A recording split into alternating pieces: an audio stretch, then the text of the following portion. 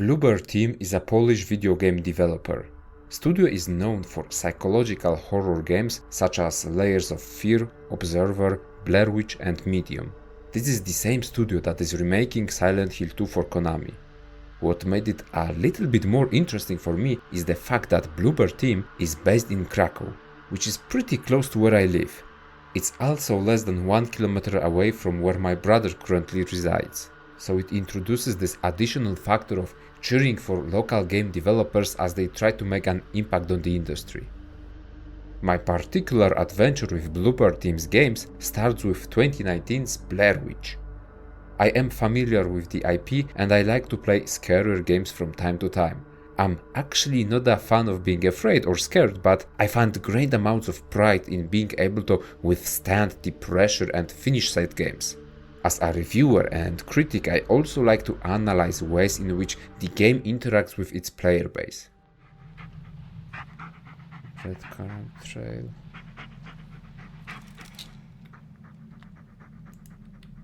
Yes! There it is.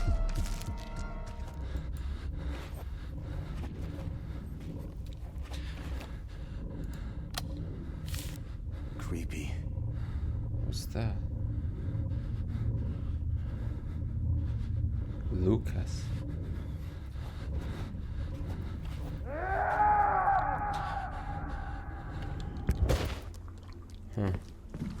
Someone's there. Whoa!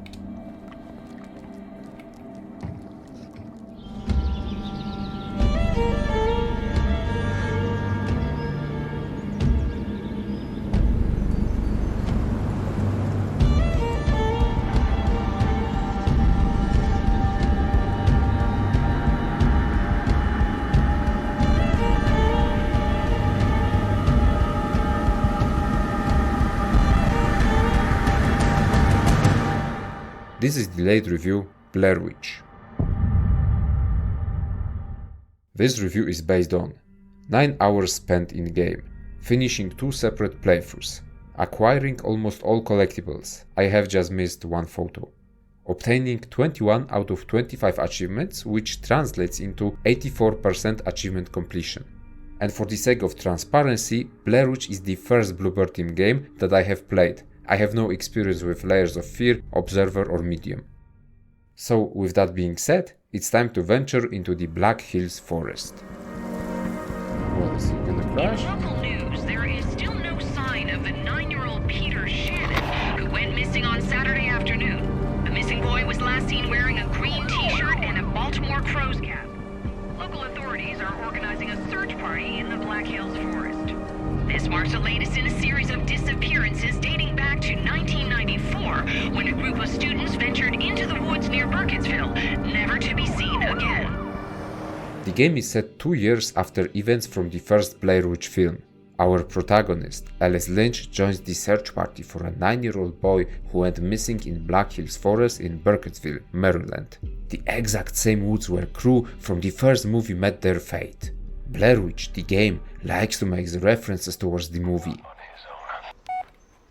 anyone check that place? Well, you did say I'd call. What place?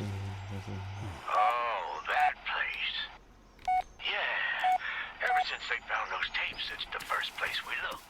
Players experience the story from first-person perspective of Alice, but our protagonist is not only a device to immerse ourselves in the game, he's more than that. Alice Lynch has his own personality and troubled history. Figuring out his past rivals the mystery of the ominous forest when it comes to the main narrative. You see, Alice joins the search with his loyal dog, Bullet. He is a little bit late, so he tries to catch up with the rest. Soon he gets lost in the forest and weird things start to happen. In an homage to the movie's lost footage origins, players find an old camera, which becomes a crucial gameplay element.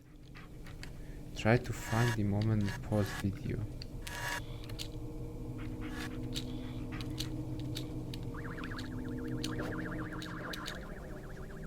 Okay, I've got it. The hell? This wasn't here a minute ago, right, buddy? Reviewing tapes on the camera changes the reality and allows players to unlock new ways of interacting with the forest. But that's just the start. Soon, the signature stick talismans start to haunt Alice in the woods. He starts hearing voices, slowly doubting in his own consciousness. Blair Witch presents this slow, methodical fall into insanity. Players and Alice slowly realize that there might be something terrible, malicious, lurking in the woods. What the hell?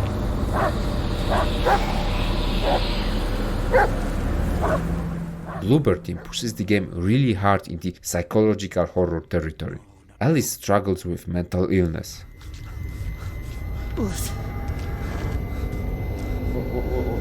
What? Okay.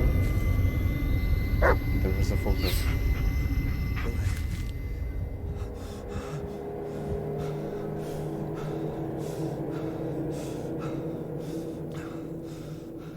Panic attacks. He has panic attacks.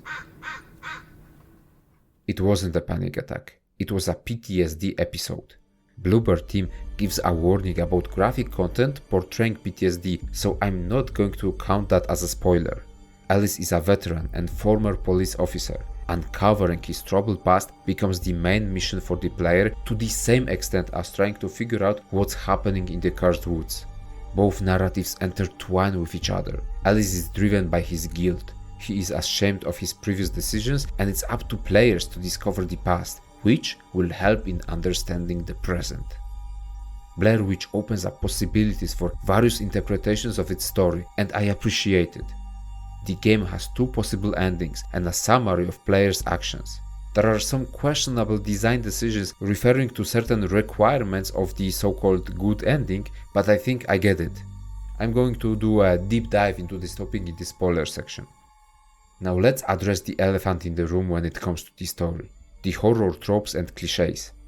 Unfortunately, Bloober team's production is guilty of overusing those, just like most horror games or movies. Few jump scares, heavy reliance on illusions referring to Alice losing his own mind. While in this game it all makes sense, it's still something that was done countless times before in other titles. Therefore, its effect is not as strong as it should be. And then there are the illogical decisions of main character, which are made in order to push the plot forward. Alice has personal stakes in this case, which makes him deeply involved. I can understand that, but it's not an explanation for chasing a potential killer unarmed. That's just stupid.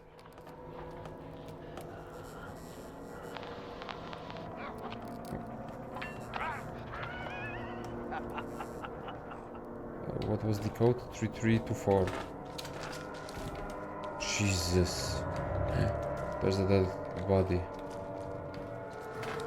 Am I really going to go there without a weapon? Come on, there should be like maybe characters in horror games or horror movies are so stupid, right? I have no weapon. I know there's a murderer in there and I'm going there just like that, just because the plot has to happen. What are you going to do, Alice? The dense Black Hills forest creates an immersive background for the story. The atmosphere is oppressive, alienating, especially during the night. I can hear something on my left. Players are supposed to feel lost, hopeless at times. The level design of the semi-open forest zones is pretty good. Those areas consist of few characteristic points of interest clearly standing out from the rest of the zone. Yet they are surrounded by a deceptive woods, making the background look similar. Just as in a real dense forest, it's pretty easy to get lost in here. But while player might feel lost, they never truly are lost, as the layout of the zones in the forest is designed to loop off of each other, creating an illusion of going in circles. This is such a brilliant idea. It directly refers to the movie, creates an illusion that Alice is trapped inside a maze that won't let him out. At the same time, it ensures that players are going to wander around the areas where they should be from the gameplay perspective. So, they might feel lost, but they never are. Okay, I'm gonna be lost, so... Like, to be honest, in most of the games I would love to go exploring, but... I don't feel like it in here. I know that I have to do it in order to get the achievements, but I would rather first finish the game. Are we walking in circles, Bullet? What? We were here, weren't we? Yeah, we were here. That's where I wanted to go. This looping mechanic is used very generously through the game. I guess to the point of actually overusing it. Especially towards the late game it might get tiring, but more on that later. Graphics and visual design sell the dread creeping within the woods really well. The general feel of the forest is great. When it gets dark, well, it gets really dark. The flashlight is not just an option, it's a necessity. Various illusions popping up from time to time let developers flex their creative muscles and squish additional juices from the Unreal Engine 4. Blair Witch looks pretty good.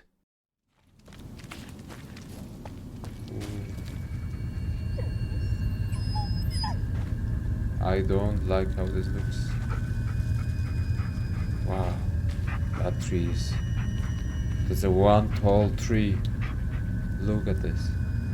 And by the way, this zone, they know how to create a scenery, like, it's so green. Sound work in the game is also strong. Various cracks of branches in the dark, weird distant noises coming from different sides. It's unnerving. It's a pretty standard practice in horror games, but it's done properly in Blair Witch. I especially like the sound cues while finding clues.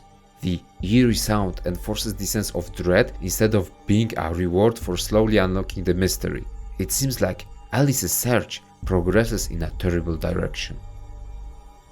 Voice acting is limited to only few actors, because this is a pretty compressed story. Still, actors did a fine job. The same can be said about the soundtrack. All of the tracks composed by Arkadiusz Rejkowski fit the narrative in a weirdly satisfying way. Music softly reinforces the ominous feeling that something is wrong. Sporadic, short violin cues make the atmosphere unnerving. This is a perfect soundtrack for a psychological horror, avoiding over-the-top explosive pieces in favor of atmospheric, calmer tones.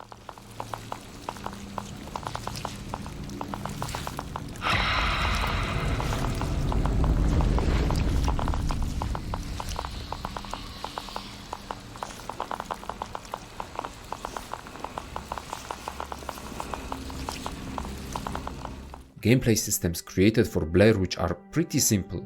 The experience focuses mostly on the narrative. Players wander through the forest searching for clues about missing boys' whereabouts. But we are not alone. Players are accompanied by the faithful dog, Bullet. Our good boy is seamlessly integrated into the experience. Bullet can find collectibles. He can gain access to the places too narrow for the player. The dog can pick up scent, leading Alice into the next segment of the adventure. And yes, you can pet him. Good boy.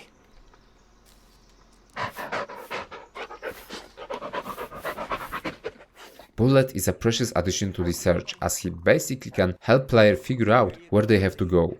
He can also build up players' confidence. Whenever you lose sight of him, the game becomes more scary, especially since Bullet might warn you of dangers lurking in the woods. Come on, boy, don't make me chase you. Bullet, where are you? There are few tools at our disposal. Alice's equipment includes a cell phone, walkie-talkie, flashlight and the camera. Cell phone and walkie-talkie are used mostly for story purposes, but from time to time might be used to mess with players' heads. Flashlight is your weapon of choice. The game can get really dark, but beware, some forest residents might dislike the light. Great.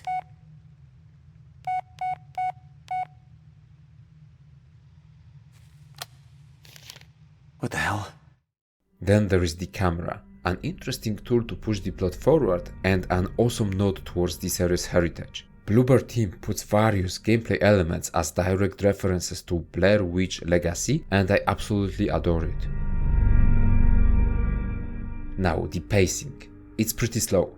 I strongly believe that Blair Witch should be referred to as a psychological thriller more than a survival horror. I would argue that there isn't that much surviving to be done. What's more, it's trivialized. The game is not that scary. at least for me. And listen, I consider myself to fall into the middle of the scale of how easy someone is to be scared. I cowered in fear in Alien Isolation or Resident Evil 7. Yet here I didn't feel threatened. I will go more in depth about it in the spoiler section. Bluebird team focuses heavily on the issues of our protagonist. Exploration carries out in a slow, discreet way. This is definitely a calmer thriller story focusing on intricacies of human mind more than action or overwhelming gore. For this reason, it might not resonate well with many people. There are some action-focused sequences, but those fall into minority. Bluebird team also sporadically uses gore, mainly to emphasize given situation. This is a mature title for the mature audiences. Blair Witch throws some puzzles for the player to solve. Most of them rely heavily on the camera usage and awareness of your surroundings. The slower pacing helps to build the atmosphere of uncertainty and dread. It allows players to focus on Alice's internal issues and his relationship with Bullet.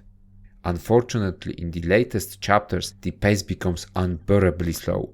Developers go for an overused horror tropes and the never-ending loop mechanics becomes boringly tedious. Exploring the ruined shack should be a terrifying experience, but quickly falls into obscurity. The game is pretty solid. During my time spent with it, I experienced only one crash. On a very few occasions you could notice a texture glitching, but I would say that my overall experience was pretty glitch-free. Having to rely on Bullet, an AI companion, comes with few problems. From time to time, Bullet might lose his pathing, going in circles or being blocked on a rock or a twig. Sometimes he might not react to your first command, but in a grand scope of things, I would say that our good boy is pretty reliable. The game offers some interactivity not only with the dog but also with some elements of the environment or our own equipment. I like how it was conducted. Perceptiveness is rewarded.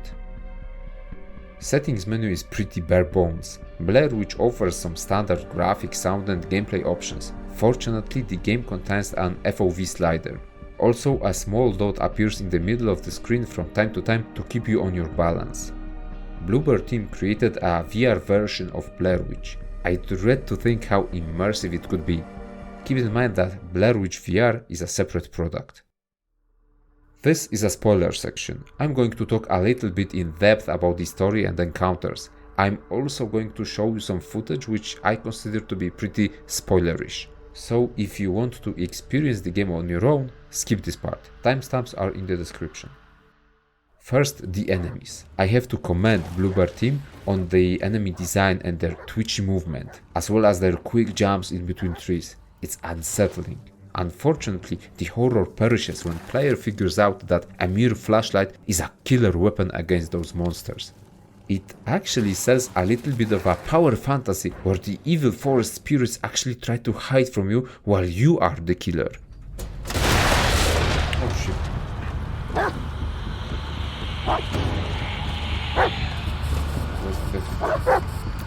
See you.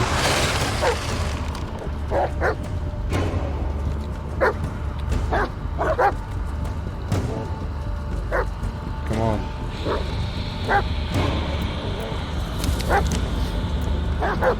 I see you. Later, the game introduces thick fog, taking away your deadly beam of light. It should create a more stressful experience, right? Well, unfortunately, it didn't work on me. First of all, the enemies do not move. They are static. As long as player does not move too close to them, they are fine. Then there is this narrative thing. The voices in the darkness refer to Alice as my Alice, referring that the witch has plans for you. Carver further confirms that suspicion. He proves not to be a threat as he could kill Alice while the protagonists were unconscious or while Carver overcame him. As soon as I realized that, the game became much less scary for me. In the last prolonged section happening in the ruined house, there is a new type of enemy introduced. This one actually felt scary as it was not only immune to light, but also it wandered around the corridors. In an ingenious way, developers made player to sneak around the enemy while looking at the ground in order not to trigger it. forcing a gameplay, being in direct reference to the Blair Witch legacy of not looking at the witch. Such a great idea. In a long, drawn-out and tedious last sequence, that enemy encounters are an absolute highlight. Don't look. Don't look. Don't look. He's close.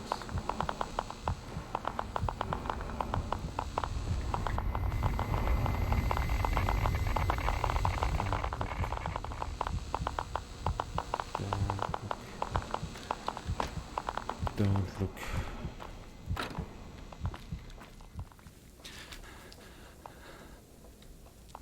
Adam. Do you copy, Alice? Over. Blair Witch has two different endings. The popular one has Alice finally finding Carver and killing him. But this is a bad ending. By killing Carver, Alice becomes the new Carver, a servant of the witch, thus continuing the loop. A loop, the theme so prevalent through the story, is finally fully unveiled. I think that bad ending symbolizes Alice finally succumbing to his guilt and mental illnesses, being alone in the woods, disconnected from other people, blindly following witch's commands. In a good ending, Alice gets fatally wounded by Carver and dies. The vicious circle gets broken. The thing is that, without guides, I really doubt anyone would be able to unlock this ending, as it specifically requires so that the player does not interact with any talisman and does not pick any wooden doll before entering the ruined house. This requirement seems to be pretty random and goes against everything we as players are conditioned to do in games. It also goes against collectible achievements. So it's definitely a weird choice. One that I have hard time justifying. But I perceive both endings as open for interpretation. The way I see it, there are two explanations for the narrative. The first one, literal. In here we have this ominous being in the forest, slowly gaining control over a person to then do its bidding. It takes people who are already traumatized and damaged. That's why the witch chose Alice. As Alice chooses to interact with the witch, driven by his personal issues and insecurities, he ends up drowning within his own guilt. The witch is able to slowly turn him, torment him, control him. If then, in a new playthrough, player is able to draw any conclusions, maybe they will realize the way of breaking the loop. Now, the second, non-literal explanation. The whole Evil Witch background of the story is non-essential, as it simply represents Alice's internal struggle. The game talks about succumbing to the illness. There is no Carver, as it's implied multiple times during the story. At first I thought that the game bugs out when, during some cinematics, Carver's body vanishes from your field of view.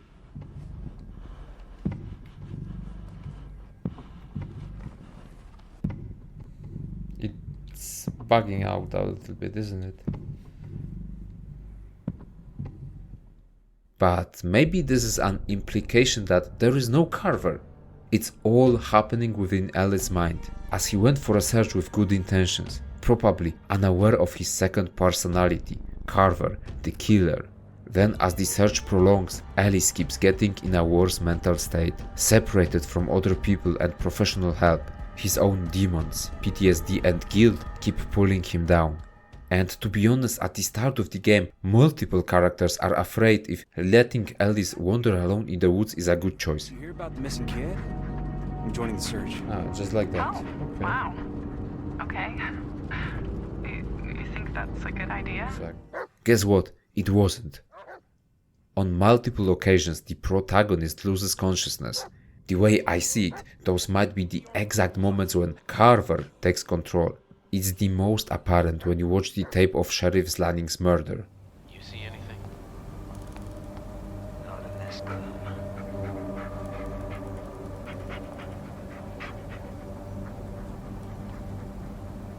No.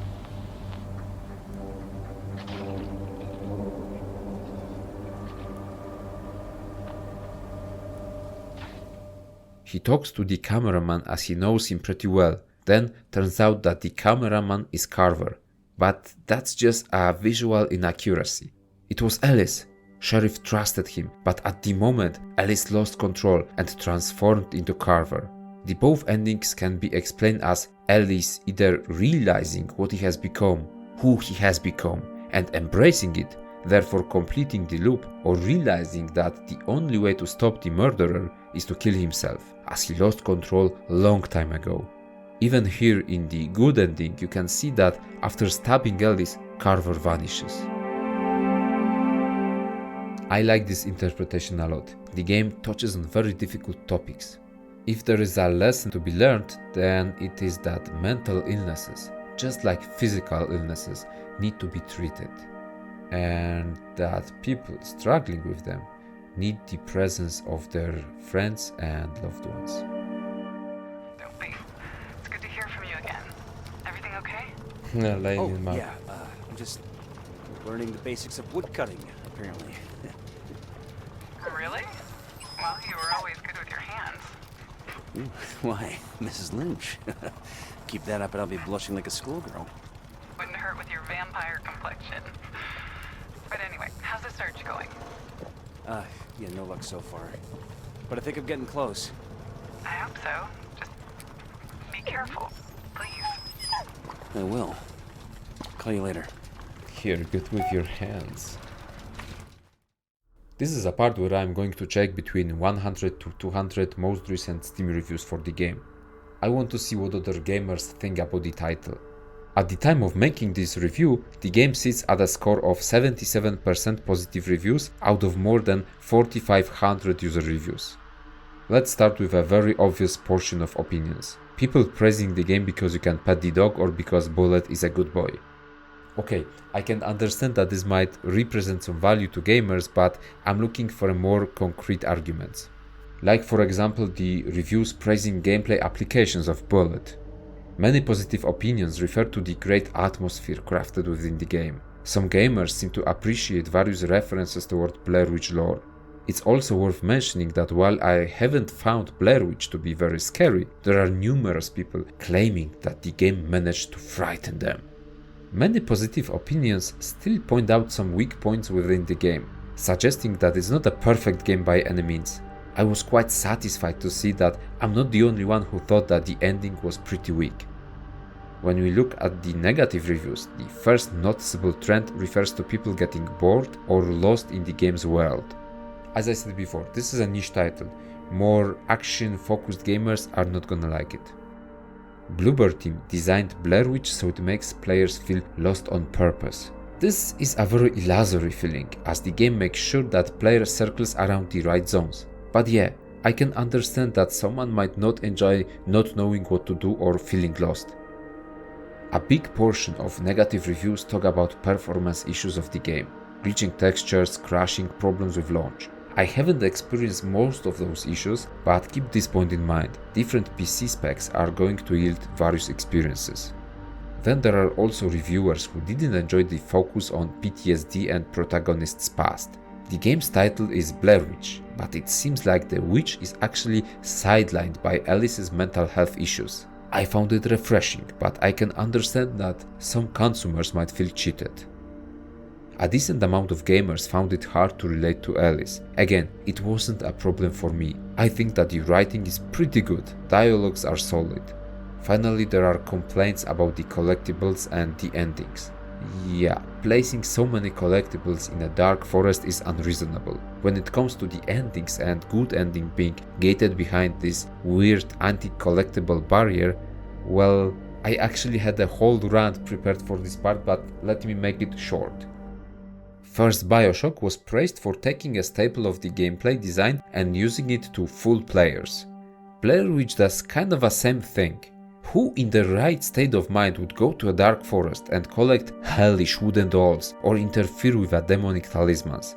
Players' habit of interacting with everything, gathering every item, is used against them. That's definitely an interesting thought. And this reviewer. I find it kinda weird that Blair Witch relies on the concept of a loop so hard when the game offers very little in terms of replayability. Most encounters are scripted, the only differences are the endings and various interactions with other characters through cell phone. I don't think that it justifies the whole new run, as the main gameplay portions stay literally the same.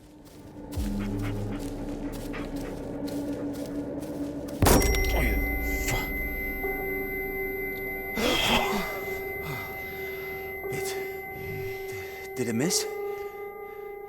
Oh, what's wrong, Alice? Your mind playing tricks on you again. Blair Witch hosts a set of 25 achievements. Most of them are tied to collectibles. Few are reserved for additional activities. Majority of them are highly missable if you play blindly, which you are supposed to do in a psychological horror game in order not to spoil the experience for yourself. So, there are two separate mutually exclusive achievements for a bad and good ending. Then there are another mutually exclusive trophies. Pacifist requires to finish the game without killing a single monster, while Bullet doesn't like him is awarded for killing 10 monsters. Basically, if you want to get 100% completion, you will need to complete the game at least 2 times. If you want to play blindly for the first time, then you will probably have to finish 3 playthroughs, as some activities void the good ending but are highly unlikely to be completed during first unguided playthrough. This way we arrive at the collectibles. I already told you that it's unreasonable to expect players to find every collectible in game set in a dark forest. There are trophies requiring to gather all pieces of trash, all wooden doors, all psychiatrist's notes, and finally the most daunting one, collecting all victims' photos. Doing those without a guide is going to be hell. There's one small upside though. Collectibles are saved between runs, but without an additional menu to check which ones you have already found, it's kinda hard to track the completion. The last group of achievements are the ones referring to additional activities. Most of them are tied to Ellie's phone. There is a trophy awarded for calling Pizza Guy too many times. Hello, it's Donnie's Pizza, the best pizza in Burkittsville. What can I do for you? I'll pass. Sorry. This is Donnie's Pizza. Try our signature Burkittsville Bulger, now with extra cheese. Can I take your order? Maybe some other time. Well, then why are you calling now? Donnie's Pizza, now? Are you ready to order? No. Sorry, no. Well, pizza off then. Setting high score of over 40 points in Snake is also rewarded. Spoiler alert for the rest of achievement section. During their journey through the forest, players will find 2 dead bodies. If you manage to check Sheriff's car thoroughly at the start of the game, then you should have obtained the phone number to his wife. It's written at the backside of a photo hidden in his sun visor. When you'll find Sheriff's body, then it's time to call her and report about her husband's passing.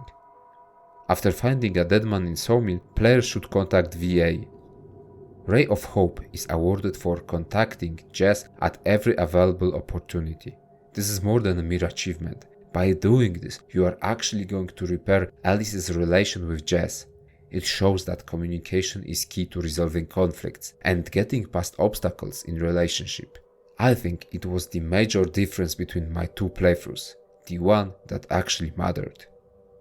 If you want to know what happened to Bullet, then you have to care for the dog, pet him on many occasions, avoid sending him into the dark cavern alone, and most importantly, don't let him go when he gets hurt. Don't move. Shh. It's gonna be fine.